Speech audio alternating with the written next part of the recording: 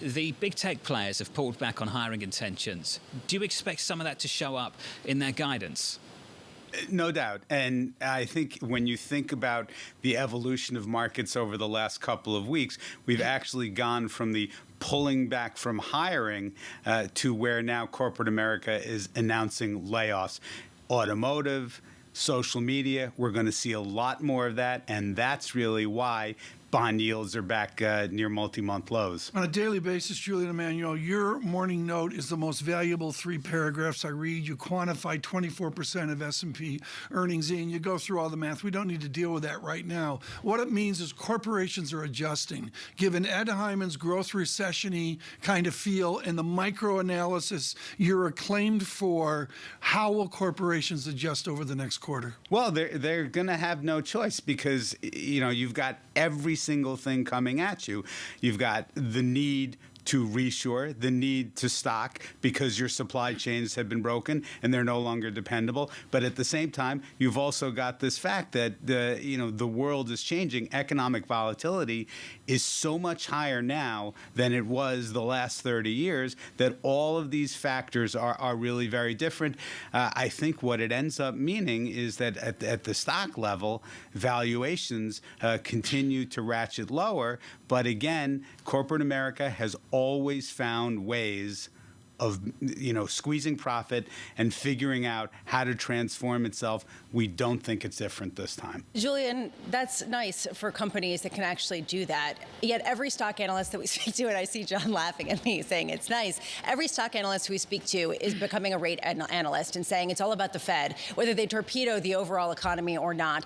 And as much as companies can adjust, they cannot adjust in the face of Volcker. How much does the fate of the S&P really depend entirely on how far the Fed has to go versus some of these adjustments that each company can make? Well, it's really at this point means a lot. We're at a crossroads. If you look at it, the average recession bear market loses 41%. The average non-recession bear market, you could argue we've already done that. But the fact is that we have not seen any indication other than the Fed is really concentrating on the single mandate of the dual mandate, which is inflation. And from our point of view, you've already started to see signs of it turning down along with the economy weakening. And we wonder whether in a reverse logic of the last 40 years, the Fed might step back and say, okay, we have more ammunition to hike if we need to later, knowing that cutting rates next year is the single thing that causes potential inflation expectations to become de-anchored. Julian, when you sit around the table with Ed Hyman and he's expecting bad news, do you sit there and think then that bad news is bad news for your market? Again, that's what's really tricky about this current juncture, because you don't see the Fed reacting to bad news because inflation does not allow them right now to react to bad news. We do think that looking at the next couple months, that dynamic could change. Julian, I want to just clarify something that you said.